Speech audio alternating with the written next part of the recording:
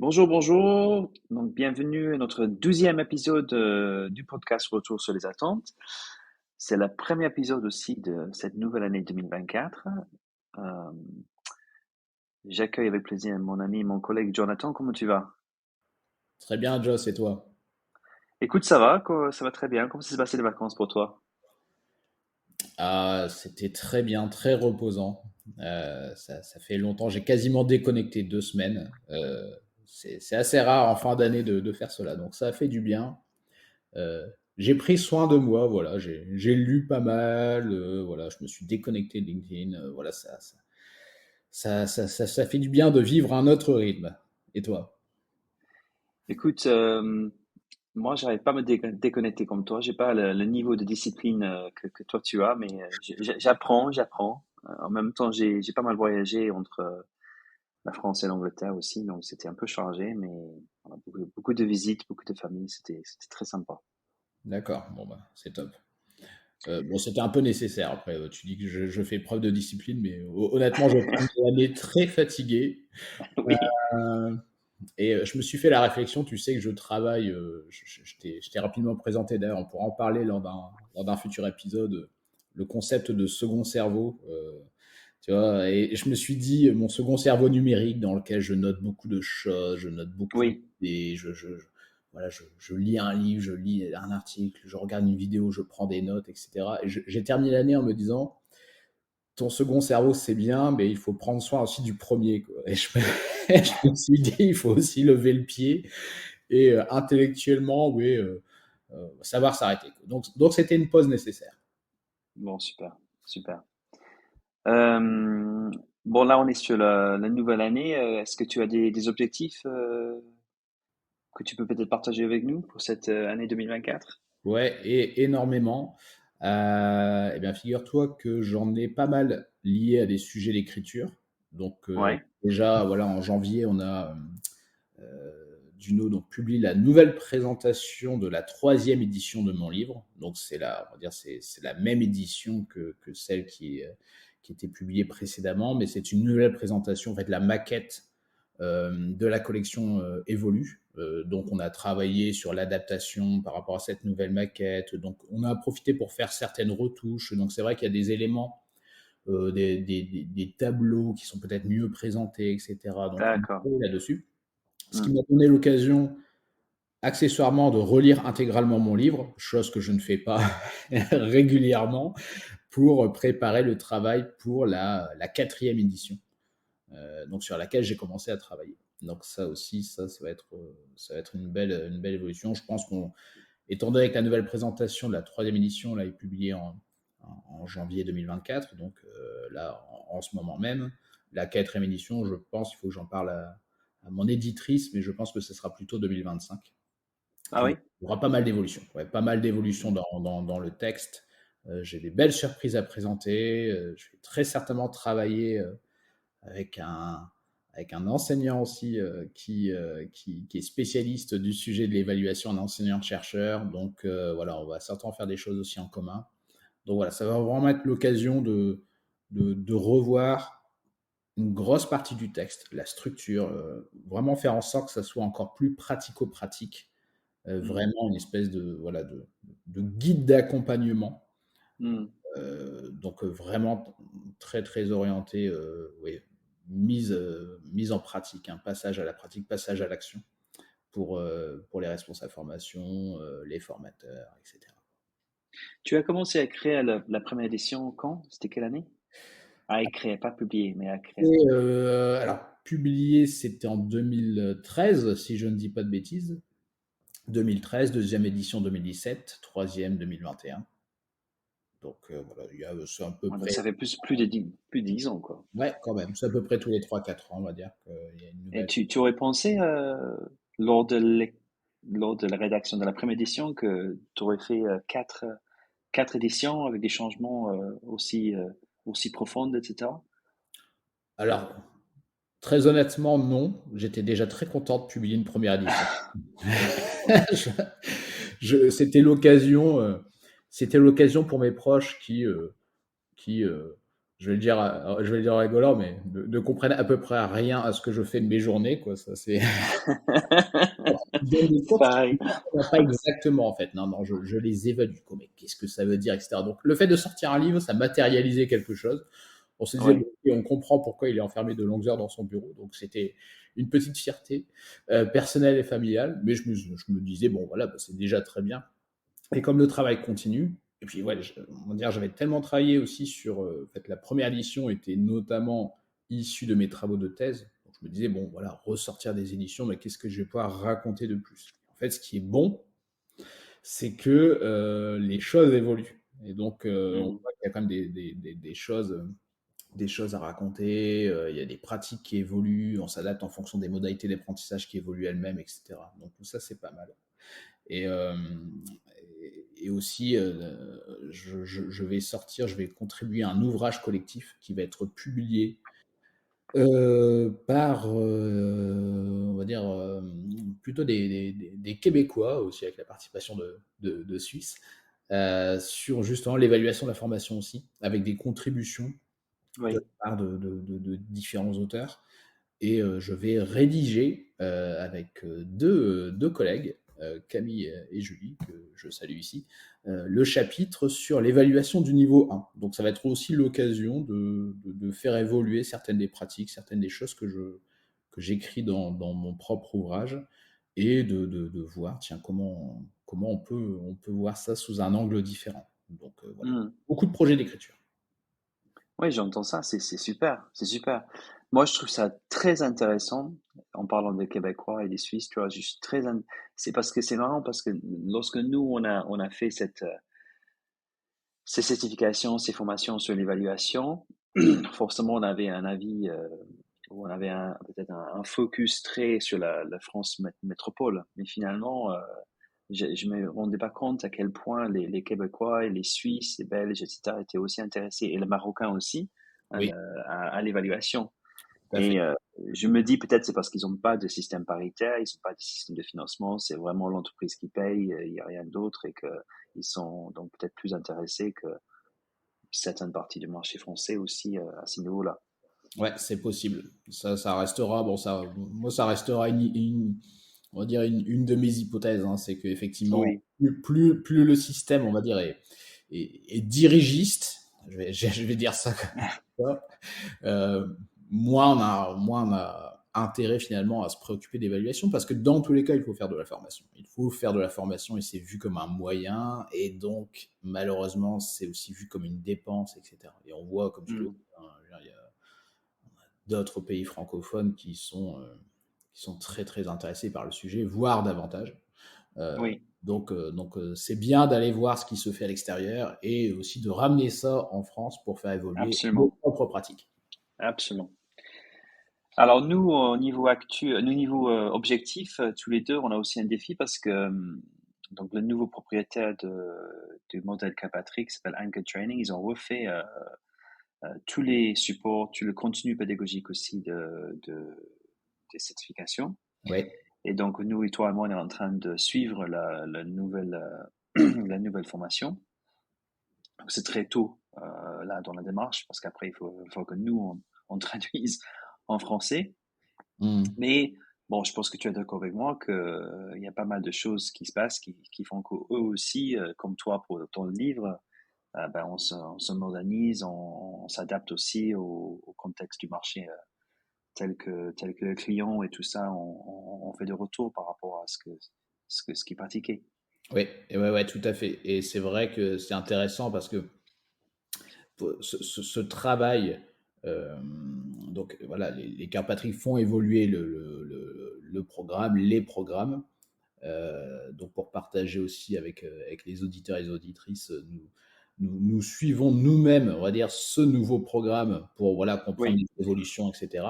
Et ça permet de partager avec l'ensemble des facilitateurs, facilitatrices certifiés Carpatrick du monde entier, hein, donc il y en a sur tous les continents, et de voir aussi leur retour par rapport au marché, etc. Et ce qui est très positif, c'est de constater que bah, le sujet de l'évaluation est plus que jamais d'actualité parce qu'il y a vraiment des enjeux économiques, des enjeux financiers qui sont forts. On voit qu'il y a des questions qui se posent par rapport aux innovations pédagogiques, technologiques, etc. Donc, clarifier tout cela et avoir de véritables méthodes d'évaluation, c'est plus que jamais nécessaire. Donc, ouais, Oui, on voit que le sujet ne faiblit pas, absolument pas. Donc tant mieux.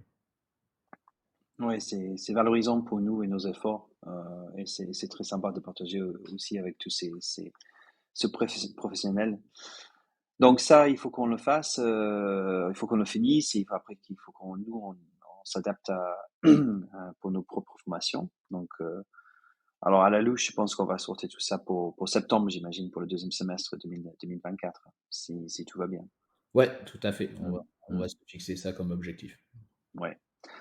Alors au niveau actu, donc on a peut-être trois points d'actu. Donc ben déjà, on a lancé une enquête fin de l'année, une enquête sur les pratiques d'évaluation dans le monde francophone. Oui. Donc on a lancé ça à la demande d'un de nos clients, et on a lancé une enquête quantitative sur la plateforme Typeform, que je connaissais pas, qui était pas mal, je trouve, finalement. C'était une Mhm. idée à toi, j'en ai entendu utiliser cette plateforme, qui nous a permis d'avoir une enquête quantitative avec plein de conditions, avec un visuel assez joli, avec une adaptation sur le portable qui était bien fait aussi. Je trouve que c'était pas mal. Donc, je suis assez content de la démarche. On a eu presque 70 réponses aussi pour une fin d'année, début d'année aussi. C'était pas mal. Ouais. Donc, très content du retour. Merci à tout le monde qui a pu participer. Donc, ça permet que nous aussi, on va verser, euh, je crois, jusqu'à 400 ou 350 euros au Secours Populaire, parce qu'on avait dit que pour chaque enquête, on allait verser 5 euros. Donc, ça aussi, c'est très bien. Et maintenant, donc, on va aussi faire des entretiens, et puis après, on va sortir les résultats, peut-être d'une façon plus approfondie, avec ceux qui ont répondu, et aussi pour le marché, un peu plus tard, peut-être fin février, on va sortir les résultats, les tendances par rapport à ces pratiques. Oui, exactement. Bah, ça sera l'occasion de faire des articles, ça sera l'occasion de faire justement, hein, peut-être si pas un épisode du podcast dédié, au moins, voilà, pouvoir en parler régulièrement. C'est Hmm. vraiment des pratiques très, très intéressantes. Donc, c'est quand même l'occasion d'exploiter tout ça, quoi. Très, très intéressant. Je suis mobilisé, je suis motivé. Quand je vois des choses, ça me reconforte aussi beaucoup dans ce que nous, on dit aux gens. Et surtout l'importance, bon, je prêche un peu, mais du niveau 3. Pas Mmh. mal de gens qui ont dit sans niveau 3, la formation ne marchera pas, ou ne réussira pas. Et vraiment, sur le terrain, de voir des choses comme ça, c'était très, très intéressant. Donc, on a hâte de partager ça avec vous. Ouais, complètement. Et deuxième point, donc, c'est le salon, Learning Technologies. Nous, on va y aller. Euh, Oui, bon, on fait pas de conférence, hein, on fait pas de stand, pas de conférence. Là, on va y aller pour voir un peu ce qui se passe. ouais, Donc, exact. on en a parlé l'année dernière, on est toujours un peu sceptique, cynique par rapport à. Pas cynique, je sais pas, cynique c'est le bon mot, comment on est par rapport à ce qu'on voit dans les salons. Ça dépend. Moi, je sais que je suis unique, donc ça ne pense pas d'utiliser ce qualificatif. Oui. On peut dire sceptique. Sceptique, c'est le bon mot? D'accord. C'est plus doux. Cynique, c'est vraiment, oui, on va faire preuve de sarcasme, etc. On va dire, oui, c'est vrai qu'on va trouver.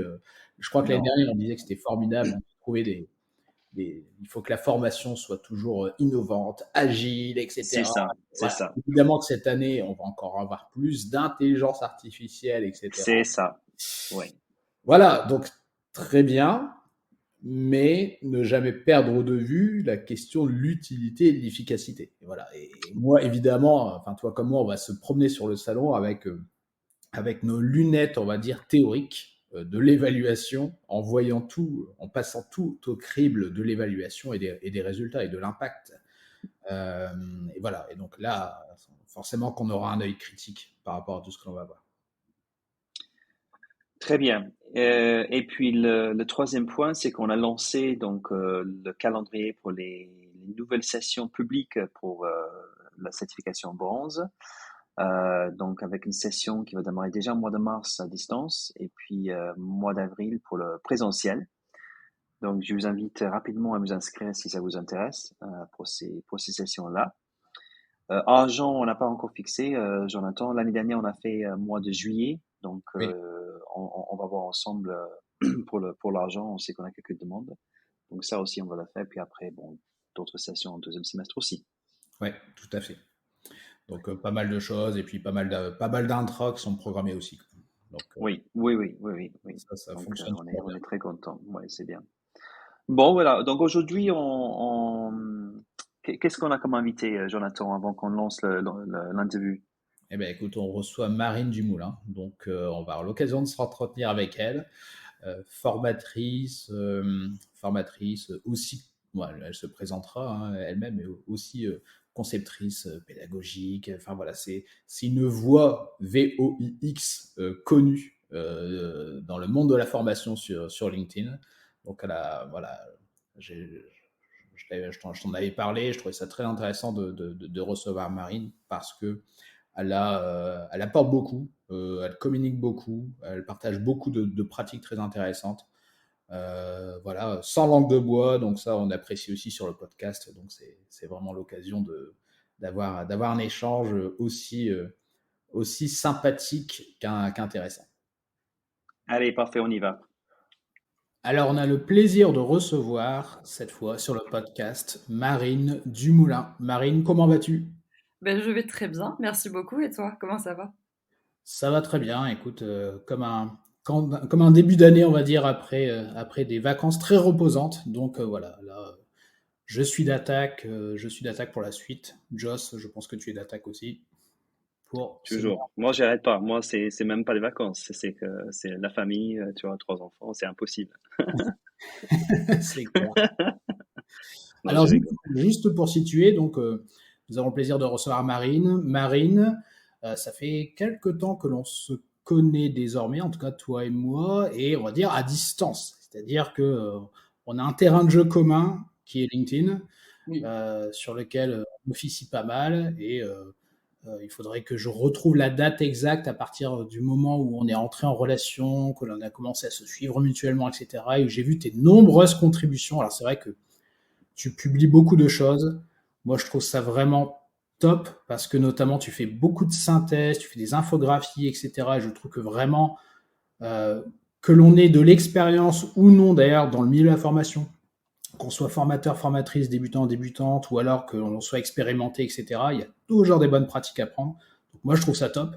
C'est vraiment on va dire, de la création de contenu à haute valeur ajoutée. Donc je trouve ça très utile. Donc déjà, bravo Merci. pour cela. Donc là, j'évoque déjà ce que tu fais un peu dans ta vie, mais Ouais. certainement pas qu'être sur LinkedIn. Donc, ça nous intéresse de savoir, Marine, voilà, qui es-tu et quel est ton parcours? Alors, j'aime bien me présenter du coup en disant que j'ai commencé dans la vie en tant qu'animatrice parce que pour moi, il y a beaucoup de points en commun avec enfin, entre le milieu de l'animation et le milieu de la formation. Un des points en commun, par exemple, si tu veux, c'est que quand j'étais animatrice, je faisais monter en connaissances et en compétences les enfants. Et du coup, bah, dans le milieu de la formation, c'est un peu la même chose. J'essaye de faire en sorte de développer, tu vois, des compétences chez les adultes dans ma salle de formation. Et il y a beaucoup de parallèles comme ça que j'arrive à faire. Et en fait, si tu veux, moi, dans mon parcours, j'ai évolué. Donc, j'ai commencé en tant qu'animatrice. J'ai bossé pendant 12 ans dans différents types de structures avec différents types de publics. Ça m'a appris beaucoup aussi à m'adapter, tu vois, à différentes situations, différents publics, proposer différentes activités aux mineurs et ou aux majeurs, puisque j'ai bossé aussi avec des majeurs. J'ai eu la chance aussi de bosser dans une ludothèque. Et là, je fais complètement le lien, tu vois, avec la ludopédagogie aussi en formation. Ensuite, Hmm. dans ma vie, j'ai évolué en tant que directrice, principalement de colonies de vacances. J'en ai fait une trentaine. Et donc là, le lien, pareil aussi avec la formation, ça va être tout ce qui est dynamique de groupe, tu vois, gestion de la dynamique de groupe. Quand tu as un groupe d'ados à gérer pendant 19 jours consécutifs, bah, faut mettre des choses en place, tu vois, pour que ça se passe bien. Et ben en formation, parfois, c'est la même chose. Enfin, on pose un cadre, tu vois, et on fait toujours en sorte que ça se passe bien aussi au sein du groupe, même si on n'est pas 19 jours ensemble, pour 19 jours ensemble. Et puis, j'ai évolué du coup en 2014, donc c'était bah, il y a 10 ans aujourd'hui, et j'ai mis un premier pas dans le milieu de la formation, et j'ai commencé à former des BAFA et des BAFD, donc des gens qui veulent être animateurs, principalement en centre de loisirs et en colo, et aussi directeurs, mais qui ne veulent pas en faire leur métier. Et ensuite, j'ai continué aussi à évoluer. Je suis partie formée sur des diplômes professionnels, ce qu'on appelle chez nous des BPGEPS et des DEGEPS. Ce sont des diplômes qui durent 1 an et demi, où on aborde plein de choses sur des journées entières de formation. Donc voilà, en gros, dans mon parcours, j'ai eu 3 métiers: animatrice, directrice de colo principalement et formatrice depuis 10 ans. Et en fait, le lien que je fais entre toutes mes expériences, c'est le côté très humain, puisque j'ai toujours bossé avec des gens, à faire des choses avec eux. Le côté apprentissage, que je sois avec des mineurs ou des majeurs dans le cadre de l'animation ou de la formation, il y a toujours ce côté on apprend des choses ou on apprend à faire des choses. Et la dernière chose, c'est le jeu. Le jeu, c'est notre outil principal dans le milieu de l'animation. C'est un outil dans le milieu de la formation, c'est pas mon outil principal, mais c'est un de mes outils qui fait partie de ma grosse boîte à outils quand j'anime des formations. Donc voilà un petit peu dans les grandes lignes mon parcours. D'accord, très intéressant, merci, merci Marine. Et donc là, tu disais, donc depuis 2014, c'est ça, dans la formation, on va dire au sens classique des adultes. Oui, Euh, donc, quelle est ton activité actuellement ou quelles sont tes activités? Donc, tu es formatrice, c'est ça? oui, complètement. Et Euh, est-ce que tu as, enfin, donc tu interviens dans quel type de domaine et est-ce que tu as d'autres casquettes? alors, je vais te dire actuellement et je vais te dire ce que je faisais avant. Donc, ça fait 10 ans que je fais de la formation. Ça fait 10 ans que c'est mon activité principale. À la base, j'étais salariée. Depuis 3 ans, j'ai un statut d'indépendante parce que j'avais envie de mener des projets, moi, qui me tenaient à cœur, tu vois. Et j'avais besoin aussi d'être à mon compte pour plein de raisons qui me sont très personnelles pour le coup. Et dans mon quotidien aujourd'hui, je fais principalement 2 choses. La première chose, c'est que j'accompagne mes pairs, donc des formateurs, à monter en compétences, principalement sur des formations en présentiel. Donc, je leur apprends à structurer leur formation. Donc, on crée ensemble, par exemple, des scénarios pédagogiques, tu vois, et on voit tout ce qui est inhérent à un scénario, donc la création d'objectifs, la création d'évaluation, tout ce qui est ce qu'on met dans une séquence de formation, les techniques d'animation, etc., etc. Et quand les formateurs sont assez avancés, eux, leur problématique, c'est plutôt de se renouveler en termes de techniques d'animation pour toujours, comment dire ça, capter l'attention de ses apprenants. D'autant plus quand on les a sur une période assez longue, donc plusieurs jours, plusieurs semaines ou plusieurs mois, tu vois, pour toujours créer un côté un peu effet de surprise, remettre toujours du rythme, plus de rythme dans notre formation. Et puis même pour soi-même, pour éviter de tomber dans la routine. Donc voilà, en ce moment-là, j'ai 2 types de clients: des formateurs qui veulent structurer leur formation de A à Z et donc qui veulent de la méthodologie, et des formateurs plutôt qui veulent des techniques d'animation pour se renouveler, retrouver de la créativité aussi, continuer à évoluer aussi. C'est ce qu'ils me disent beaucoup. Ils me disent que Marine, en tant que formateur, c'est hyper important de se former en fait, et ça fait partie de leur ADN, tu vois, et je comprends complètement. Donc ça, c'est les 2 gros projets, enfin les 2 grosses thématiques sur lesquelles j'interviens. Et donc je fais ça soit en termes de formation, soit parfois aussi en ingénierie péda. Ça m'arrive aussi, tu vois, de créer pour des associations ou des entreprises des journées de formation. En fait, ils n'ont pas l'expertise, ils n'ont pas le temps de le faire. Donc, ils me donnent le contenu, leur matière première, si tu veux. Et moi, je crée une formation qui soit dynamique, qui soit sympa, où on prend du plaisir, où on apprend des choses, bien sûr, aussi, où on monte en compétences, euh, etc., etc. Et donc, j'ai 2 types de clients. Des clients soit en direct, soit je fais aussi beaucoup de sous-traitance. Et donc, je bosse soit avec des gens qui sont des indépendants, soit je bosse aussi avec des salariés de grandes entreprises. Voilà pour répondre dans les grandes lignes à ta question. Ok.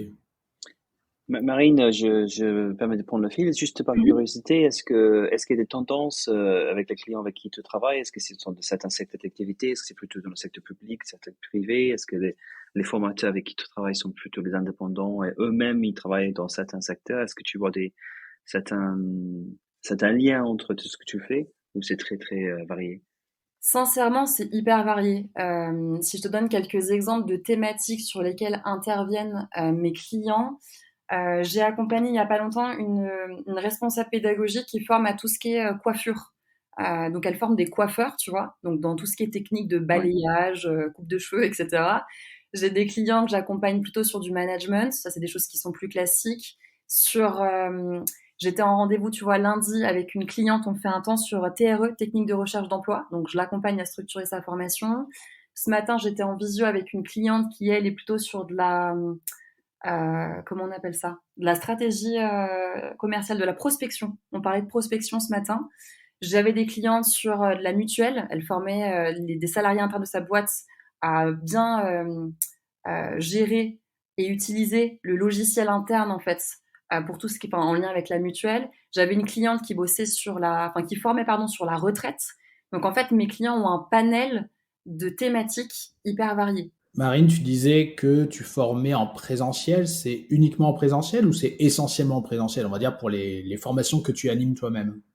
Les formations avec mes clients en direct, je les forme pour du présentiel. La méthodologie que je partage, elle est pour du présentiel et du distanciel, mais avec moi, on fait un focus uniquement sur du présentiel. Et les techniques aussi d'animation que je partage, elles ont pour vocation d'être investies en présentiel, même si parfois, parce qu'on me pose la question, en fait, j'ai des clients qui me disent, Marine, je fais aussi de la classe virtuelle, est-ce que ce que tu vas proposer dans ta formation, je pourrais aussi le réinvestir dans des classes virtuelles? Et effectivement, certains outils, on peut les réinvestir tels quels. Il y en a d'autres qu'il va falloir modifier, mais on peut quand même les utiliser, et d'autres qui vont être juste impossibles à réinvestir, tu vois. Donc avec mes clients en direct, je suis vraiment sur du présentiel. Après, quand je suis en sous-traitance, j'anime aussi des actions de formation et j'apprends par exemple, tu vois, je fais un temps de formation j'apprends à concevoir et animer une formation à distance. Mais ça, c'est vraiment en tant que presta. Avec mes clients en direct, Mmh. je fais pas ça. Euh, Tu disais aussi utiliser beaucoup le jeu en formation. Est-ce que tu Mm. as un ou deux exemples à partager on va dire, d'utilisation de mécanismes du jeu pour concevoir ou animer des formations dans le scénario pédagogique, dans l'animation du groupe, etc. Est-ce que tu as un exemple ou deux à partager? En fait, si tu veux, moi je vais un peu au-delà du jeu dans ce que je fais. Parce que toutes les techniques d'animation que je propose ne sont pas forcément toutes ludiques, tu vois. Et Hmm. donc moi, je suis une ancienne animatrice de centre de loisirs, donc le jeu c'était mon outil. Et en fait, en lisant des choses sur Internet, je lis pas toujours les mêmes définitions pour parler, par exemple, de la ludopédagogie. Et si je te prends un exemple personnel, mon conjoint travaille dans le milieu de l'animation. Donc on a exercé le même métier. Moi, je l'exerce plus aujourd'hui, mais le métier qu'il a aujourd'hui, je l'ai déjà exercé dans le passé. Et on n'est pas d'accord sur la définition du ludique, tu vois. Donc pour te D'accord. dire que pour moi, déjà, il y a un panel de définitions possibles. Et en fait, dans ma pratique au quotidien, et c'est ce que je partage dans une des formations là que je vends à des indépendants, c'est que si tu veux, comment dire ça, il y a beaucoup de formateurs qui pensent qu'on peut uniquement dynamiser son contenu de formation, le savoir, tu vois, qu'on veut partager, les méthodologies, des définitions, etc. Et en fait, moi, mon parti pris, c'est de se dire qu'on peut dynamiser sa journée du matin au soir en passant par le jeu ou par une technique d'animation qui n'est pas forcément un jeu, tu vois. Hmm.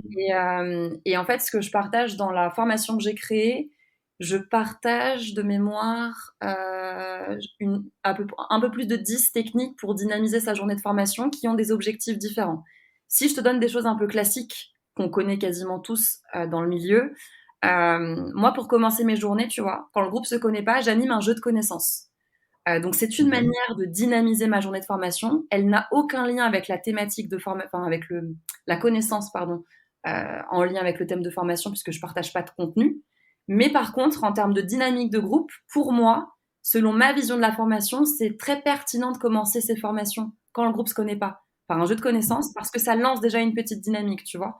Ça fait en sorte que les apprenants à la pause puissent aller discuter parce qu'ils ont trouvé peut-être un, deux points en commun grâce au jeu que j'ai animé. Donc moi, quand je commence mes journées de formation, je commence toujours par ça.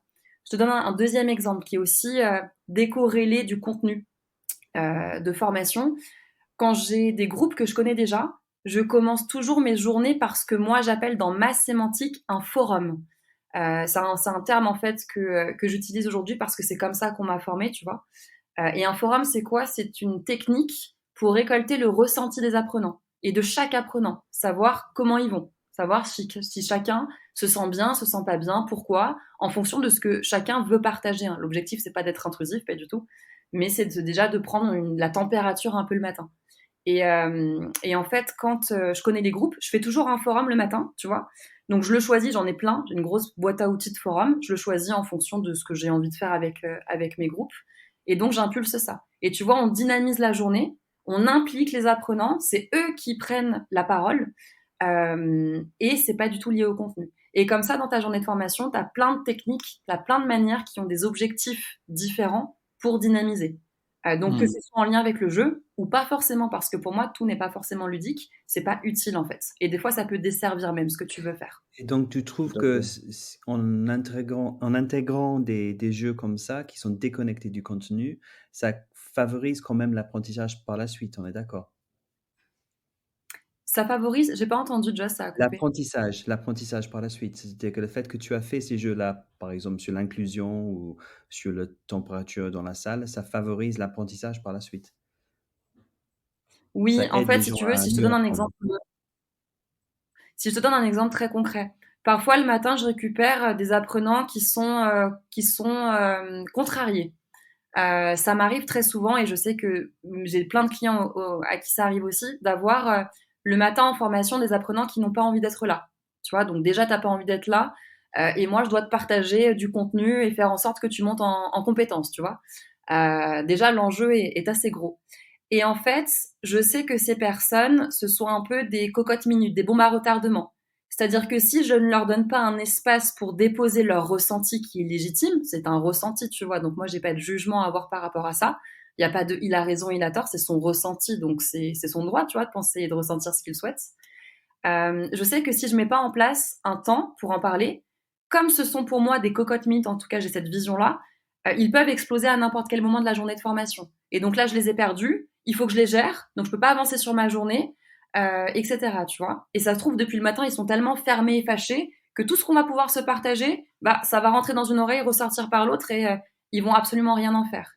Donc moi, je préfère perdre un petit peu de temps, parce que c'est ça, ça prend quand même du temps, hein, mais perdre un petit peu de temps, investir, je veux dire autrement, investir du temps le matin dans ma journée de formation pour qu'on mette les choses à plat et qu'on se dise les choses, tu vois. Et je sais que c'est pas contre moi, donc il y a aucun souci.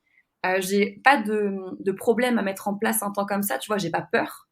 Donc je préfère prendre le temps pour qu'ils puissent déposer. Marine, j'ai pas envie d'être là. Marine, je sais pas pourquoi je suis là. Marine, je connais même pas le temps de formation. Marine, je laisse mes collègues en difficulté sur le terrain. Ça, c'est des vraies choses que j'entends, tu vois, parfois d'apprenants. Donc comme ça, on se dit les choses. Et après, ils sont souvent plus enclins derrière à être attentifs à ce qu'on se partage. Et moi, il y a un truc que je leur dis aussi, une fois que chacun a déposé, et que je dis pour les gens qui sont les plus fâchés ou les plus contrariés, je leur dis, mais qu'est-ce que je peux faire pour que la journée elle soit la plus agréable pour toi possible? Parce que tu as toujours le droit de sortir de la salle de formation, ça, il n'y a aucun souci, hein, je ne vais pas te ligoter à la chaise. Juste, tu seras noté absent, et donc après, ça, c'est de l'ordre de ta responsabilité à toi. Mais par contre, si tu restes là, qu'est-ce que moi, je peux faire pour que la journée, elle soit sympa? Et en fait, rien que le fait d'ouvrir un espace de dialogue et de poser cette question, ça détend beaucoup d'apprenants qui se disent, OK, j'ai pas envie d'être là, mais je vais quand même suivre parce que ça peut peut-être être intéressant, tu vois. Et Marine, en fait, elle est pas dans le jugement, elle est dans l'accueil et on a le droit de dire, on a le droit d'être accepté, en fait, même si on est fâché en formation. Et rien que ça, c'est hyper important pour l'apprentissage pour moi derrière. Parce que si je le fais pas, eh ben, ça peut être plus compliqué. La personne ne peut absolument rien retenir parce qu'elle s'en moque et elle est toujours dans son émotion, tu vois, qui est désagréable, de colère, par exemple. Ou alors, elle peut péter un moment de la journée, elle peut exploser. Et là, du coup, je la perds, je peux perdre le groupe, je peux perdre le fil de ma journée de formation, c'est plus compliqué à gérer. Donc moi, dans mes stratégies, quand je le sais, bah, je mets des espaces comme ça, j'utilise des outils spécifiques, en fait, pour libérer la parole le matin. Voilà pour te répondre. Je trouve ça vraiment très pertinent parce que, alors évidemment, ça t'est arrivé, vu que tu en parles et que tu utilises des techniques particulières, Joss, je pense que ça t'est arrivé aussi. Moi, ça m'est arrivé effectivement d'avoir des participants qui arrivent un peu, je veux dire, comme des chiens dans un jeu de quilles, hein, voilà, on leur a demandé gentiment d'aller en formation. Parfois, ils n'ont rien demandé, ils ne savent pas ce qu'ils viennent faire là, ils n'ont pas eu d'information d'amont, le manager n'a pas fait le boulot, si on lui a demandé de repréciser les objectifs, etc., etc. Et au final, bah, c'est quand même le formateur, la formatrice, qui doit gérer cela. Et puis effectivement, on peut se retrouver avec des personnes qui vont polluer, on va dire nuire à la dynamique du groupe. Euh, voilà, être des gros râleurs, on va dire, dès le début de la journée. Et si on ne traite pas le sujet comme tu le dis, voilà, on se retrouve avec, on va dire, je vais le dire comme je le pense, mais avec ses boulets aux pieds, quoi. Et donc ça nuit finalement à tout le monde, et puis ça nuit aussi au bon déroulement de la formation pour les autres participants, et donc à leur apprentissage, etc. Tout à fait. Alors Marine, moi, c'est vrai que souvent, en tant que formateur, j'ai des gens où ils sentent que c'est un peu imposé la formation. Donc, est-ce que de ton côté, tu as des participants qui viennent, qui sont pas très bien préparés, ils voient pas l'utilité d'être là, et comment tu fais par rapport à cette situation? En fait, si tu veux, pour te répondre, je crois que je compte, pardon, sur les doigts d'une main les apprenants qui sont préparés aux formations que j'anime, tu vois, pour te dire. Oui. Je trouve que sur le terrain, il n'y a pas de suivi en termes de hiérarchie, c'est-à-dire que le manager direct n'est pas forcément au courant de la formation, ne prépare pas l'apprenant. Tu vois, là, j'ai fait une formation pour des formateurs, c'était quand? En décembre. Et en fait, j'ai remarqué je te montre même les répercussions pendant le temps de formation qu'il y avait une inadéquation entre les besoins des apprenants et mes objectifs, tu vois. Et en fait, j'ai pas compris pourquoi, parce que j'avais envoyé même le programme à mes apprenants, parce que j'avais récupéré leur mail. Et en fait, ils n'ont pas lu le programme pour beaucoup. Et j'ai même eu la remarque, écoute Marine, si mon responsable m'inscrit à cette formation, c'est certainement que j'en ai besoin. Donc j'ai pas plus d'attente que ce qui est indiqué sur le programme. Mais en fait, la personne n'avait pas lu le programme, tu vois. Ouais. Donc il y a le côté aussi un peu obligation, c'est ce que je ressens en tout cas parfois chez certains. Le manager t'oblige quelque part à aller en formation. Et toi apprenant en fait, tu sais pas forcément ce que tu fais là. Tu sais pas en quoi ça va être bénéfique pour toi. Et ça, je le vois très très souvent en formation en fait, tu vois, plus que des gens qui sont très bien préparés. Alors que pour qu'un formateur ne lise pas le programme avant de aller lui-même en formation, je trouve ça bon, no comment. Ouais. C'est ça. Alors, Marine, tu sais que voilà, ce podcast, évidemment, on parle de formation et on parle beaucoup, notamment d'évaluation. Qu'est-ce que est-ce que c'est un sujet qui te parle? Qu'est-ce que tu connais du sujet de l'évaluation de la formation? En fait, si tu veux, c'est un sujet qui est relativement récent pour moi d'un point de vue théorique. En fait, empiriquement, je faisais des choses, mais je n'avais pas forcément conscience, tu vois, des méthodes et des pratiques que je posais. Et c'est à force de lire des articles, des livres, etc., que j'ai mis de la théorie, en fait, sur des choses que je faisais et que j'ai aussi étoffé ma pratique. Donc globalement, ce que je connais, je vais te sortir des grands mots de la formation. Ce que je connais, c'est tout ce qui est évaluation, tu sais, diagnostic. Donc les évaluations généralement qu'on fait en amont de la formation pour cibler le besoin. Et puis ça a plein d'autres plus-values pour l'apprenant et aussi pour nous en tant que formateurs. Tout ce qui va être évaluation formative, donc c'est-à-dire pendant la formation, qui vise à voir si les apprenants ont compris ou pas ce qu'on était venu partager, si on a atteint déjà les objectifs qu'on s'est fixés. Et puis ça les rassure aussi, tu vois, de se dire ah j'ai bien compris ce que Marine elle était venue raconter, ou alors ah bah j'ai pas compris en fait, j'ai pas tout saisi, tu vois. Et donc là nous en tant que formateurs, on va réexpliquer peut-être autrement les choses avec d'autres exemples, tu vois.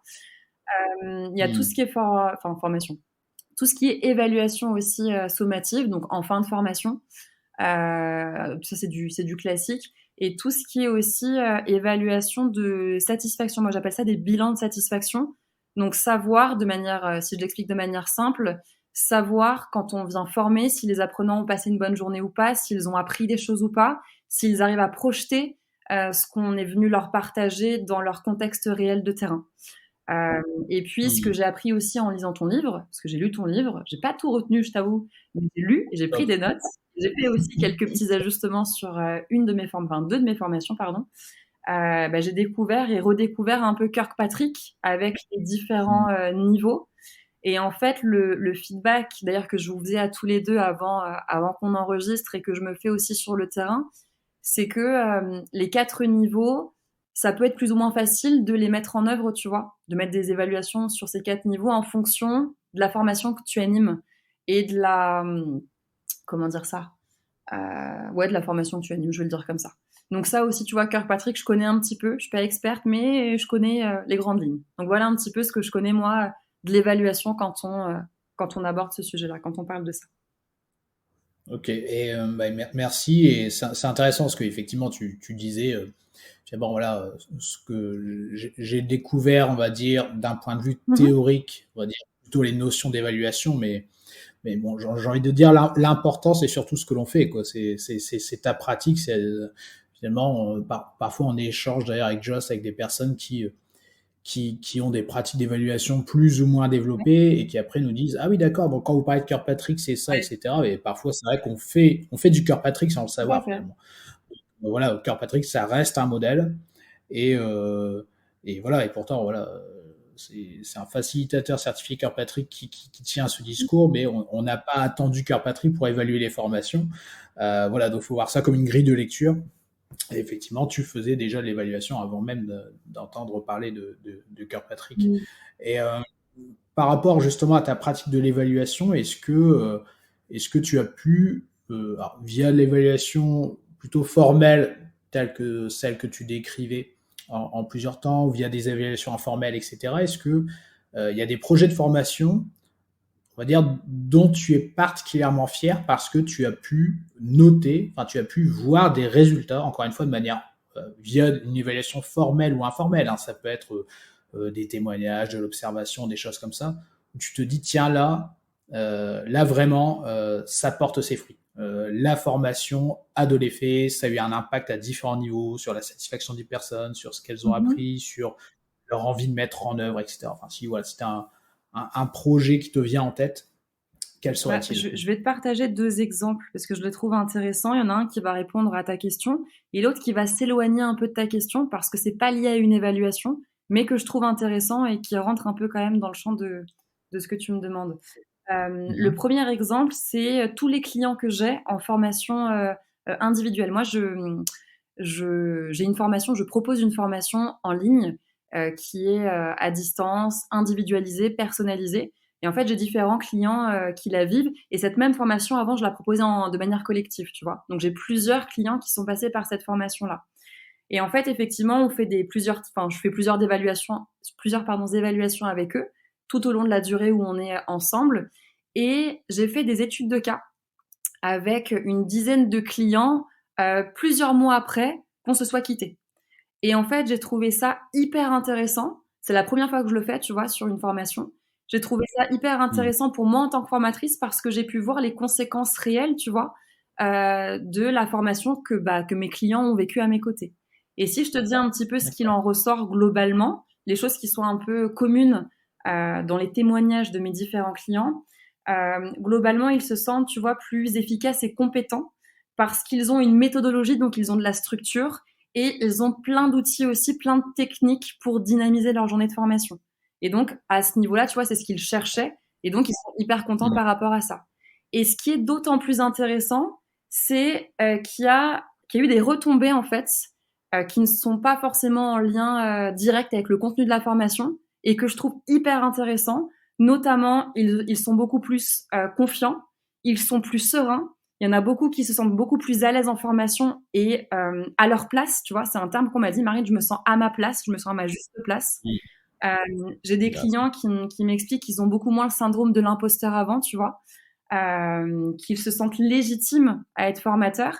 Et au-delà de ça, tu vois, et ça fait écho avec le post que j'ai mis aujourd'hui sur LinkedIn, qu'ils se sentent légitimes à former tel que eux, ils ont envie de former.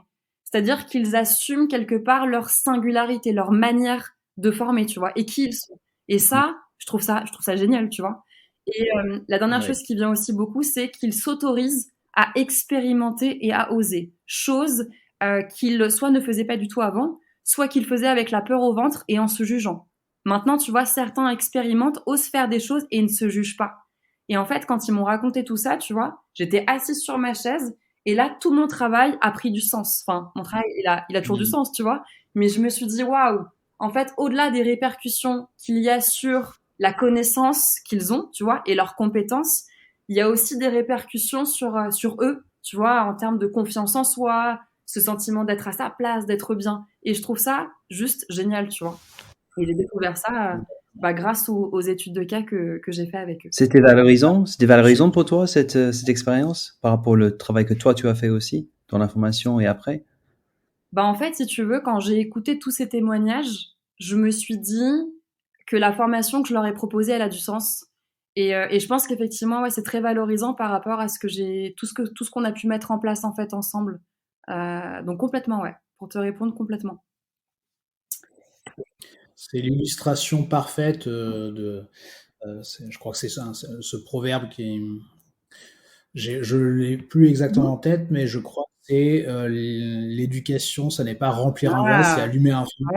Ouais, Et c'est exactement ça. C'est vraiment là pour le coup, on sait que, comme tu le dis, au-delà de l'apport de connaissances, du développement de compétences, etc. Une fois qu'on a, on va dire, on a transformé, en tout cas contribué à transformer ces personnes, qu'elles changent d'identité, etc. Tu sais que derrière, oui, tu vas pouvoir reprendre contact avec elles 1 an, 2 ans, 3 ans après, etc. On va dire, elles sont sur le chemin de l'évolution, quoi. C'est-à-dire qu'elles sont parties, maintenant elles se sont appropriées effectivement une nouvelle identité professionnelle, elles se sentent légitimes à être formateurs, formatrices, etc. Elles vont expérimenter leurs pratiques. Et moi, je trouve ça vraiment génial, quoi. Là, pour le coup, on voit vraiment l'intérêt de la formation. Complètement. Clairement. Et ça, tu vois, je peux le voir aussi parce que donc c'est mes clients en direct. Donc c'est moi qui peux faire la démarche, tu vois, sereinement de le faire. Après, il faut prendre le temps aussi de le faire parce que c'est du temps. J'ai fait beaucoup d'interviews. Une interview, ça dure à peu près 1 heure. Après, je retranscris tout par écrit, c'est du temps. Et quand je suis, tu vois, en sous-traitance, ça, c'est des choses, j'ai aucune info sur la suite, en fait, des formations que je donne à des formateurs. Parce que mon champ d'action, il s'arrête à un moment donné. Et pour être très honnête, j'ai jamais fait la demande d'aller faire des interviews auprès de formateurs, par exemple d'entreprises que j'ai formées, tu vois, en tant que sous-traitante. Mais je suis pas sûre qu'on me dise oui Marine c'est bon t'as des créneaux parce que les gens sont sous l'eau tu vois les salariés souvent que je forme en entreprise ils sont déjà sous l'eau donc je vais pas aller les embêter enfin moi je me vois mal aussi aller les embêter en leur disant alors comment tu mets en place la formation que tu as reçue est-ce que tout va bien est-ce que tu expérimentes explique-moi un peu tu vois je le fais pas. Ouais, tout à fait. C'est vrai, et en même temps, je me dis que, tu vois, cette pratique, en t'écoutant, je réfléchis à ça, je me dis c'est c'est typiquement de l'évaluation parce que ça permet de faire un bilan, etc. Mais je vois ça aussi pour moi, comme une activité pédagogique en soi, parce que eux, ça leur permet de conscientiser aussi le chemin parcouru, où ils en sont, peut-être ce qu'il leur reste à accomplir, etc. Et donc, finalement, on va dire, ça t'apporte des informations qui te sont utiles, mais même pour eux, pour les participants, je vois vraiment la valeur ajoutée. Donc, je me dis, on est quasiment même dans la réflexivité, hein, finalement.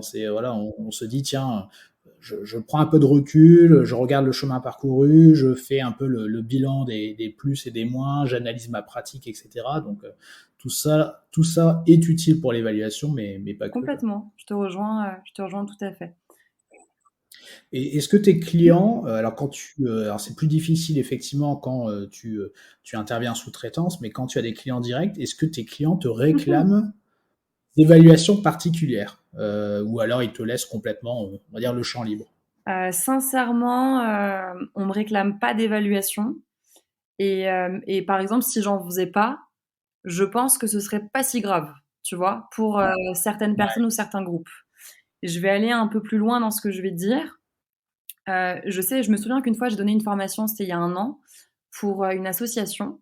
Et donc à la fin, moi j'avais fait une évaluation et j'avais des preuves en fait, tu vois, de l'évaluation, j'avais des documents papier.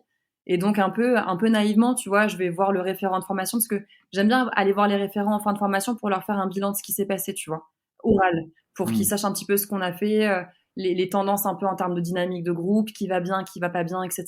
Je trouve que c'est important de le faire, donc je le fais très souvent. En tout cas très souvent à l'oral, sinon c'est à l'écrit. Et je me souviens que j'allais pour donner, tu vois, partager un petit peu le fruit de l'évaluation qu'on avait faite. Et j'ai la référente qui me dit texto, écoute Marine, là je te les prends ok, mais pour les prochaines formations, tu peux les garder. Donc moi, ce que je sous-entends, c'est ça m'intéresse pas tellement, tu vois, c'est mon interprétation, hein, c'est ce que j'ai compris. Wow. Je me suis dit, bon, ok. Encore du travail. Non, mais tu vois, enfin, c'est mon donneur d'ordre, c'est mon commanditaire, c'est mon client. Je viens lui montrer un petit peu. Donc, même, moi, je prends du plaisir à lui expliquer qui évolue, qui a compris ce qu'on s'est raconté, etc. Tu vois, qui a un peu plus de difficultés. Et en fait, en gros, si je résume dans les grandes lignes, ça l'intéressait pas tellement. Et comme on avait d'autres actions de formation à faire ensemble, c'est pour ça qu'elle m'a dit, cette personne, bah, écoute, la prochaine fois, c'est pas la peine, quoi. Te donne pas cette peine. J'ai fait, OK, bon. Donc, tu vois, ça, c'est questionnant, en fait, sur le terrain. Ouais. Et il y a un autre truc, moi, parfois aussi, enfin, une autre pratique qui me questionne. Je fais de la sous-traitance, du coup, pour des organismes de formation qui sont quand même assez gros, tu vois, et qui génèrent un certain chiffre d'affaires qui est assez conséquent.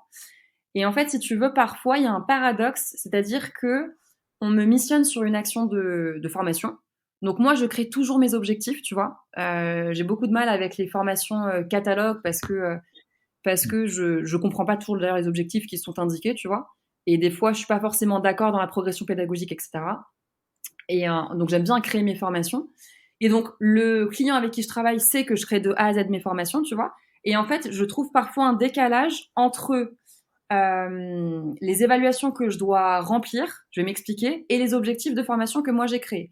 En gros, j'ai un client, enfin là je pense à un de mes clients, qui a une plateforme en ligne et à l'intérieur on fait tout, on fait les émargements, on met les évaluations des apprenants, bref, tout est indiqué concernant la formation. Et en fait, moi j'ai un volet que je dois remplir qui s'appelle évaluation. Sauf que mon client à moi met des objectifs à l'intérieur qui ne sont pas les miens. Et en fait, je me trouve un peu bête à devoir évaluer sur des objectifs qui sont pas ceux de la formation, tu vois, qui sont soit pas écrits de la même manière, soit qui sont beaucoup plus larges que ce que moi j'ai fait. Et en fait, tu vois, il y a un manque de cohérence entre ma formation du coup et ce qui est proposé en termes d'évaluation. Et du coup, je me sens un peu bête parfois sur le terrain. Ouais, je comprends. C'est vrai que je vois tout à fait, on va dire, le type d'objectif et de plateforme dont tu veux parler. C'est vrai que souvent les objectifs dans les catalogues de Oui. formation, on va dire, c'est plutôt de l'affichage marketing, hein. Ça reste des objectifs bien flous comme il faut, comme ça, on va dire, ça n'engage pas trop et ça englobe tout un ensemble de choses et n'importe quel participant potentiel à la formation peut s'y retrouver. Mais malheureusement, c'est insuffisamment précis et de ce fait, ça ne mène pas à l'action, quoi. Je veux dire, derrière, on sait très bien qu'il y a des objectifs en maîtriser quelque chose, etc. C'est sympa sur le catalogue, mais en réalité, ça n'a aucune pertinence pédagogique. Tout à fait, Clairement. c'est ça. C'est complètement ça. Donc oui, il y a encore du travail, quoi. Bon, ça, on n'en doutait pas, mais en tout cas, toutes ces anecdotes nous montrent que il y a encore, on peut encore sensibiliser à minima pas mal de monde sur l'importance de l'évaluation, quoi. L'impression que j'ai, Marine, c'est parfois tu trouves la valeur par rapport à ce que tu fais avec tes apprenants, mais tu trouves pas de la valeur par rapport à tes commanditaires. Est-ce que ça te provoque un peu ce que j'ai dit, mais est-ce que tu vois le paradoxe? Est-ce que j'ai raison ou pas? Quand tu dis valeur, ça veut dire quoi? Dans ce que tu fais, dans le sens que tu fais, dans ton métier. C'est-à-dire, est-ce que tu trouves la valeur auprès avec qui tu travailles dans tes formations, mais peut-être pas forcément à ceux qui passent commande, qui te donnent le travail à faire. Bah oui, complètement, parce qu'en plus, tu vois, moi, j'ai la chance de créer mes formations de A à Z, et c'est même d'ailleurs un critère quand je bosse en sous-traitance. Aujourd'hui, j'ai beaucoup de mal à former sur des formations que j'ai pas créées, tu vois. Oui. Donc, j'en discute avec le client. Et en fait, dans mes formations, je fais ce que je veux. C'est moi qui crée mes objectifs, c'est moi qui crée mes évaluations, tu vois. Donc, il y a de la cohérence pédagogique.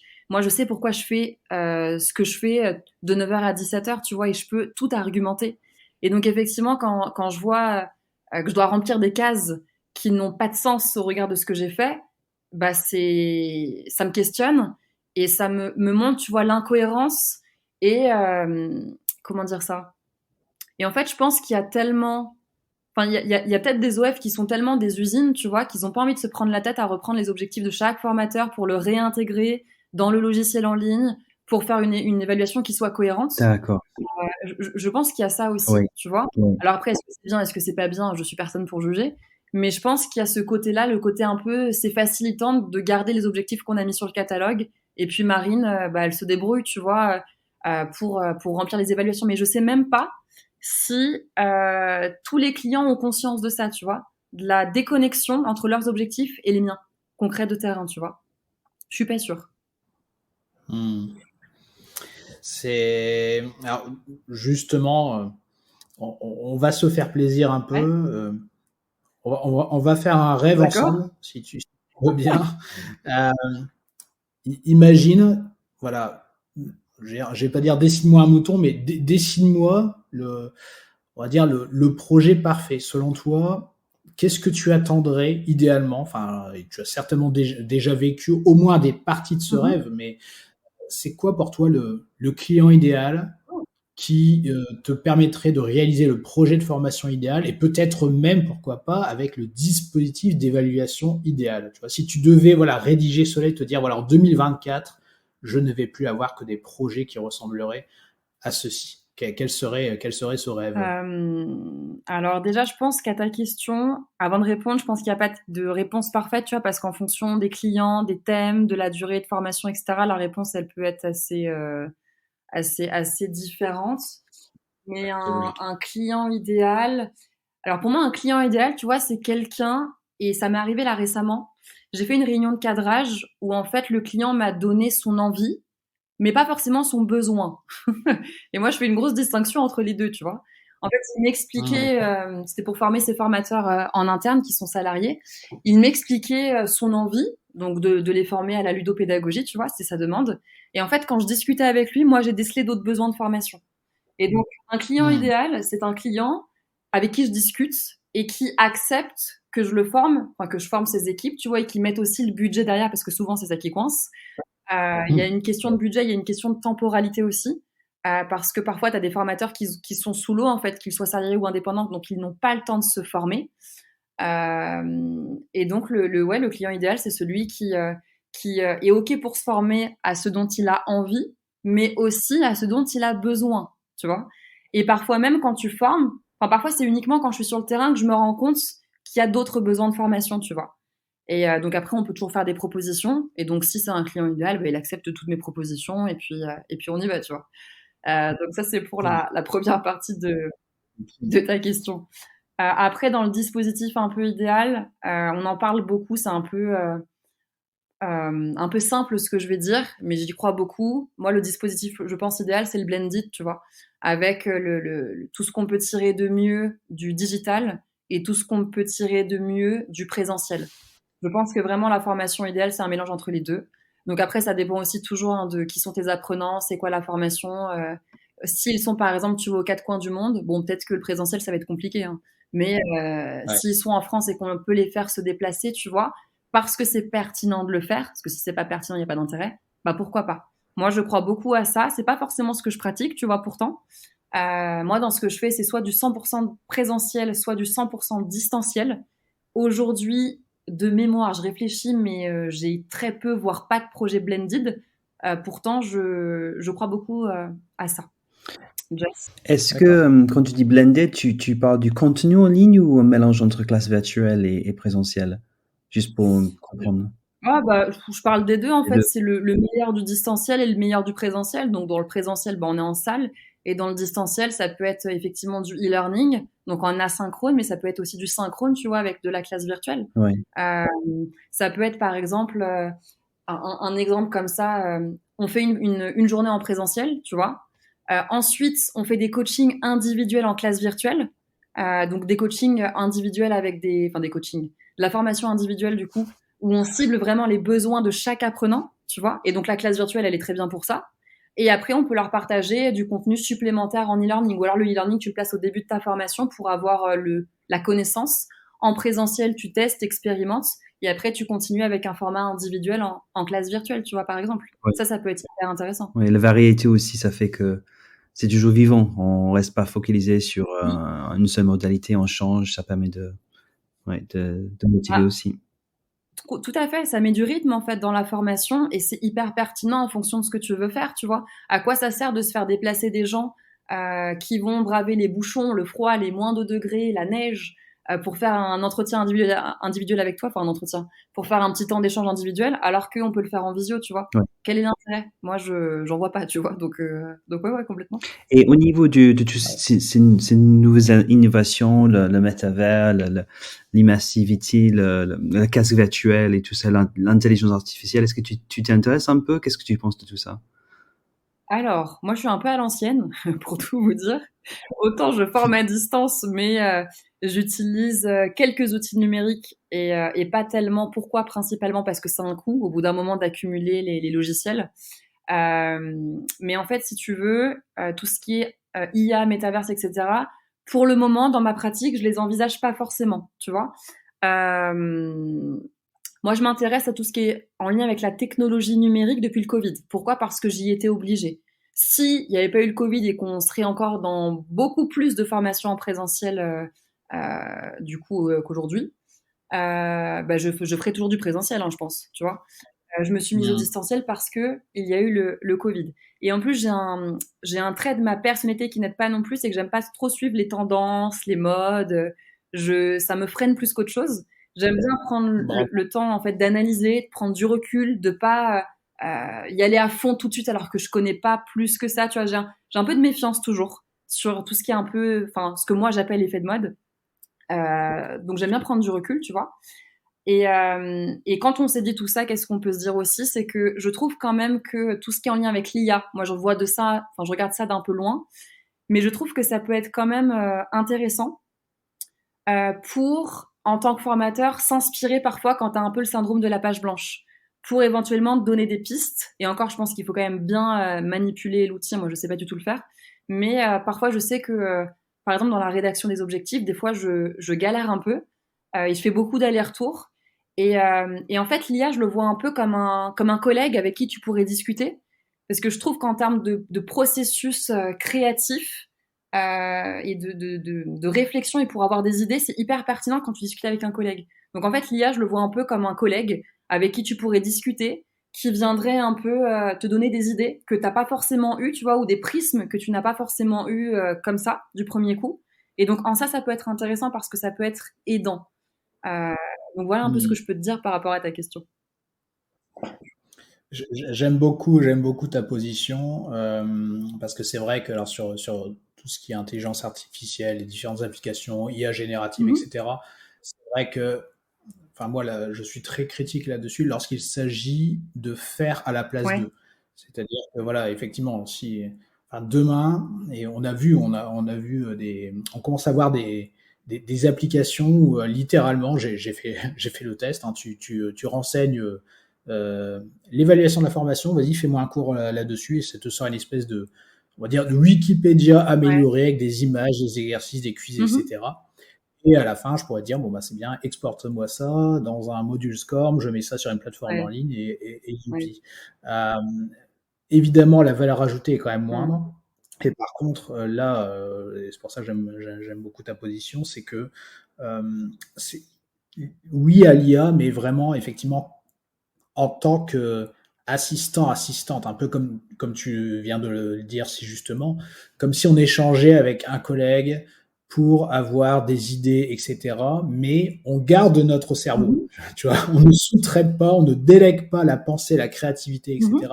à l'IA. On s'en sert vraiment pour faire du ping-pong, si je puis dire, et générer des idées, faire des tentatives, etc. Mais finalement, comme on le fait aujourd'hui, lorsqu'on fait des recherches sur Google, qu'on va sur YouTube, etc., c'est la même Oui. chose en plus élaboré, mais on ne dit pas, voilà, tiens, sors-moi une formation, sors-moi un produit, Ouais. etc., sur lequel finalement on n'aurait quasiment pas de prise. Ah, Quoi. Donc voilà, faut garder la maîtrise. Quoi. ouais, je suis d'accord. Mais en plus, ça questionne aussi, tu sais, le côté responsabilité. Ça veut dire que demain, je récupère des informations via l'IA, tu vois, ou je crée une formation via l'IA, je ne change rien. Tu vois, je laisse tel quel. Mmh. Et en fait, je fais la Ouais. formation, je l'anime, en présentiel, en distanciel, peu importe, et j'ai des apprenants qui notent des incohérences ou qui soulèvent des choses fausses que je dis, tu vois. Là, je peux pas dire, bah écoutez, c'est pas de ma faute, c'est l'IA qui a dit ça, tu vois. Tu peux pas dire ça. C'est clair. Quand on est, Ah, pour moi, quand on est formateur, on a le côté d'assumer tout ce qu'on vient mettre en place, tout ce qu'on vient dire, et on peut le faire parce qu'on a réfléchi en fait en amont, tu vois, parce qu'on a testé, on a pris un peu de recul sur ce qu'on a écrit, on a itéré, et en fait moi tout ce que je mets en place aujourd'hui, je peux expliquer pourquoi je le mets en place, tu vois. mmh. Et alors que si on se fonde uniquement sur une recherche sur un des logiciels en lien avec l'IA, et que tu l'appliques tel quel, je trouve que il y a un côté un peu déresponsabilisant, surtout s'il y a des problèmes. en fait, parce que tu peux pas te cacher derrière. Non, mais c'est pas moi, c'est le logiciel. Bah génial. Quelle éthique en fait, tu vois, quel niveau de professionnalisme ça questionne. Ouais, c'est clair. C'est clair. Et on a tout à fait, alors, entièrement d'accord avec toi une fois de plus, on doit assumer la pleine responsabilité de ce que l'on Mhm. avance. Et on doit, nous, on a aussi cette capacité en tant qu'être humain, normalement, de dire je ne sais Oui. pas.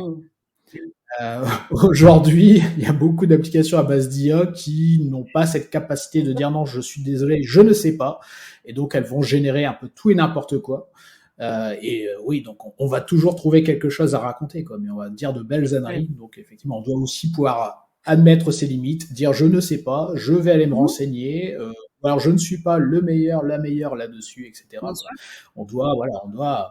On doit aussi savoir se montrer vulnérable et là, l'IA a encore beaucoup de progrès à faire en la Je suis matière. d'accord. Je partage. Euh, on est en 2024 Mhm. désormais. Quels sont tes projets? Est-ce que tu as des projets particuliers pour 2024, Marine? Écoute, déjà, ça va être de consolider tout ce que j'ai mis en place. Moi, ça fait 3 ans que je suis à mon compte. Les premières années sont un peu compliquées parce qu'il faut trouver, comment dire ça, trouver son marché, notamment quand on propose des formations, tu vois, en direct. Donc, il y a beaucoup eu de tâtonnements, beaucoup eu de travail pendant 3 ans. Donc là, mon objectif cette année, c'est de pérenniser un petit peu ce que j'ai créé. Donc, j'ai créé 2 formations en ligne pour des formateurs qui soient indépendants ou salariés, tu vois. Donc, c'est de Ok, consolider ok. ça pour le coup et de continuer à les vendre. La deuxième, c'est de maintenir mes partenariats. Tu vois, je suis prestataire, c'est ce que j'expliquais à plusieurs reprises dans le podcast. Je travaille avec des gens que j'aime beaucoup euh, et j'ai envie de continuer à travailler avec eux. En fait, si tu veux, j'ai eu plusieurs expériences en tant que presta auprès de grosses boîtes qui sont des usines et auprès de plus petites boîtes. J'ai eu beaucoup de mal quand c'est ce que moi j'appelle des usines, donc beaucoup de formateurs indépendants, beaucoup de clients, ça va hyper vite. Tu vois, moi, j'aime pas du tout ces environnements-là. J'ai compris que c'était pas pour moi. Et donc là, j'ai des clients avec qui je bosse, on s'entend hyper bien. Même pour te dire, des fois, on s'écrit bisous à la fin du mail, tu vois, alors que je discute avec la Ah oui. directrice de la boîte, tu vois. Enfin, tout est normal, tout est bien. Et j'aime bien, tu vois, j'aime bien ce côté un peu familial, chaleureux. On n'est pas beaucoup, on discute, on peut s'appeler quand on veut, etc. Donc c'est vraiment de maintenir, tu vois, mes partenariats avec les clients qui existent, qui sont déjà existants. Et puis dans ce que j'aimerais développer cette année, je songe donc on verra si ça prend ou pas, tu vois, parce qu'après le marché a toujours raison. Je songe à faire des masterclass payantes sur des thématiques très spécifiques pour apporter, enfin où j'apporte beaucoup de valeur aux formateurs sur des thèmes et aussi où je leur donne des livrables, des choses qui sont très actionnables, tu vois. Donc on se voit sur des temps courts, ça coûte pas très cher et c'est très opérationnel.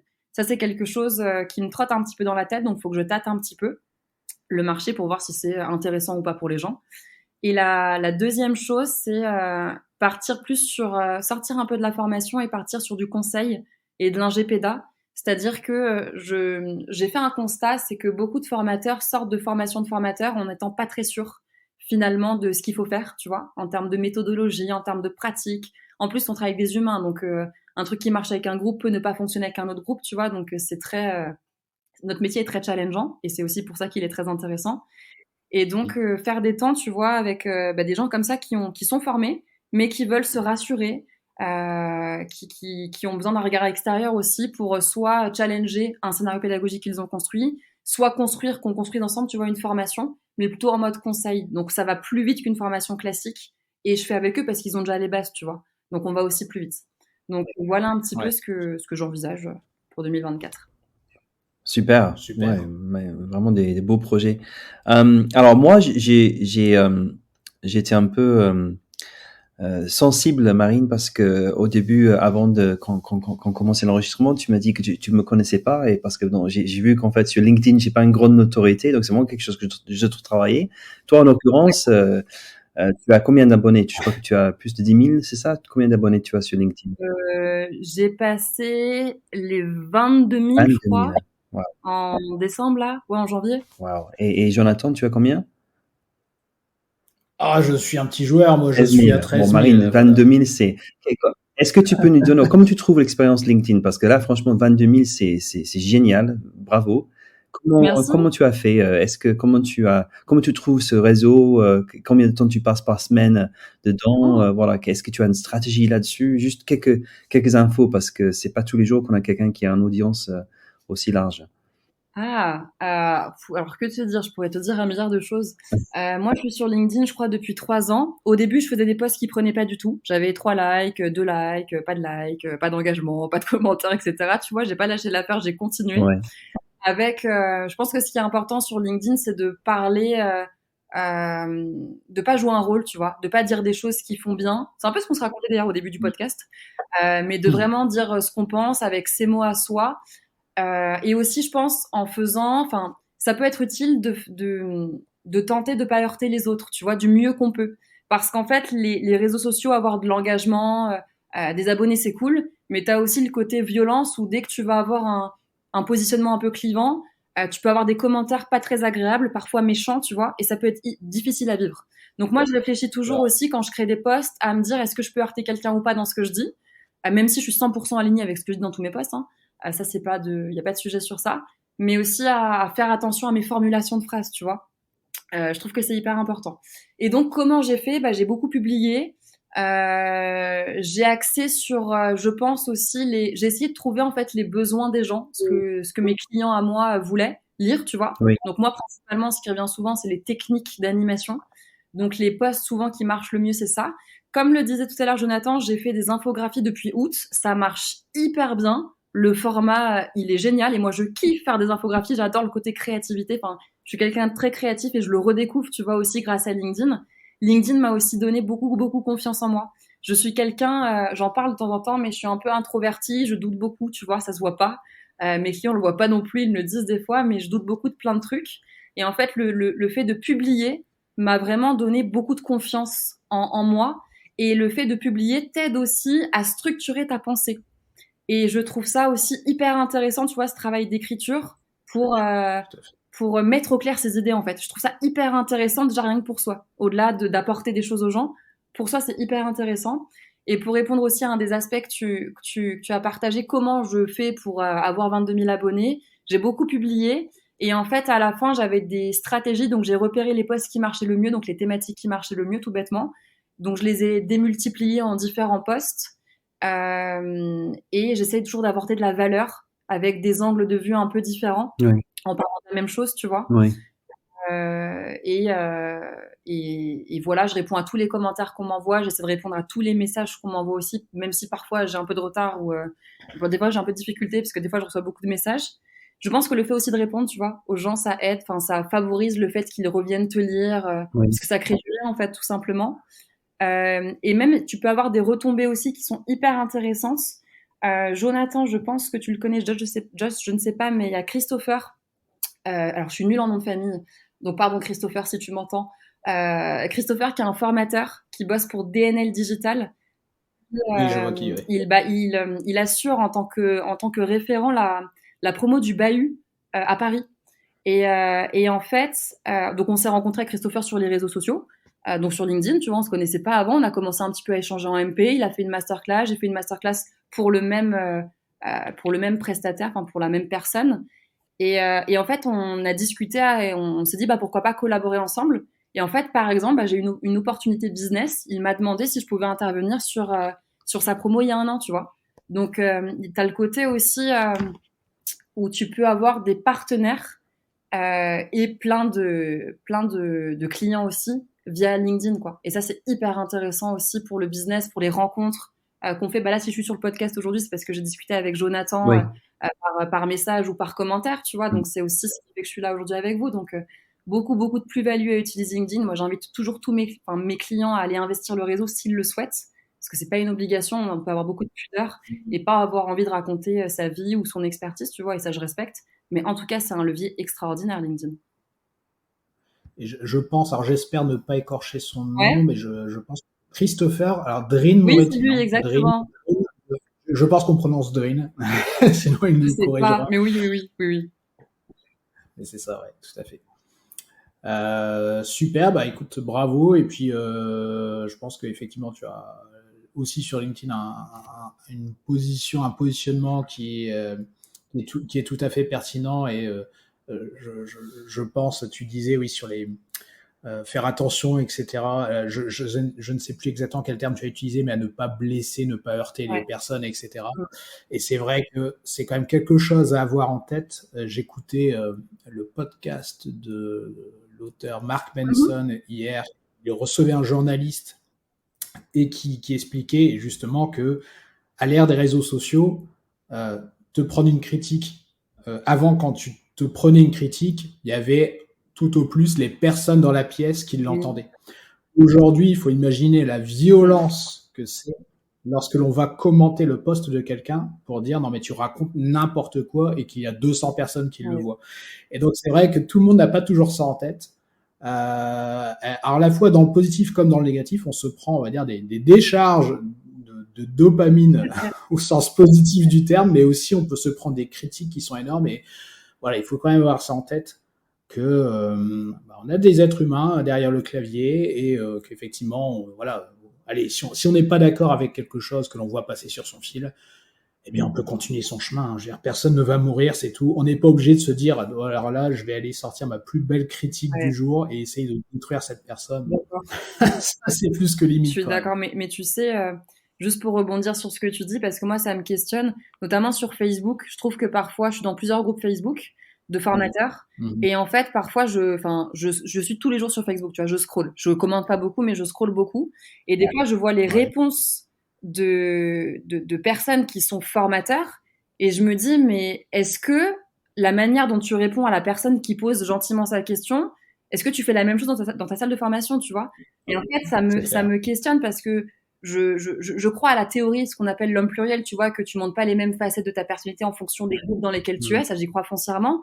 Mais je crois aussi que la bienveillance, elle est transversale, tu vois, à tout type de situation. Et des fois, quand je lis des choses, je me dis, waouh, j'ai peur. Tu vois, j'aimerais pas être dans la salle de formation de cette personne, tu vois, alors qu'on se connaît pas et ça se trouve que c'est quelqu'un de génial. Hein. Mais quand je lis, bon, pas trop. Exactement. Donc, il faut faire attention. Voilà, et essayons d'être les mêmes personnes sur les réseaux sociaux que nous sommes en réalité, quoi. Essayons d'avoir cet équilibre, en tout cas, le plus possible, parce que c'est vrai que derrière, voilà, détruire quelqu'un, il faut accessoirement, n'oublions pas que nous avons aussi nos propres clients qui lisent ce que l'on raconte. Bien sûr. Je pense pas que les clients aient envie de travailler avec des gens qui affichent une telle personnalité. C'est vrai. Quoi. Ouais, non, c'est très juste ce que tu dis. C'est très juste. Écoute, Marine, merci Marine, beaucoup. C'était super. C'était vraiment très intéressant. Donc, où les auditeurs, les auditrices peuvent te retrouver, donc sur LinkedIn, forcément. Oui. Donc, c'est là où tu es la plus présente, j'imagine. Oui, en fait, j'ai deux gros réseaux. YouTube, ma chaîne YouTube, et donc là, c'est pour plutôt aller se nourrir, tu vois, parce qu'il y a plein de petites vidéos qui sont soit des analyses, soit des techniques d'animation concrètes que je recontextualise et j'essaie de donner des exemples, soit effectivement LinkedIn où c'est pareil, j'essaie de donner de la valeur et là, on peut me contacter plus facilement en MP et puis tu as mon adresse mail aussi dans, tu sais, la description là du profil, donc les gens peuvent me contacter aussi là et puis tu as mon site internet aussi, marinedumoulin.fr que tu trouves normalement sur mon profil LinkedIn, donc j'ai des gens qui m'envoient aussi des messages directement via mon site. Super. Eh bien, écoute, on mettra toutes ces informations dans la description de l'épisode. Merci beaucoup. Les personnes pourront te retrouver. Ouais, ça marche. Ben, merci. Merci beaucoup, Marine. À bientôt. Merci. Beaucoup.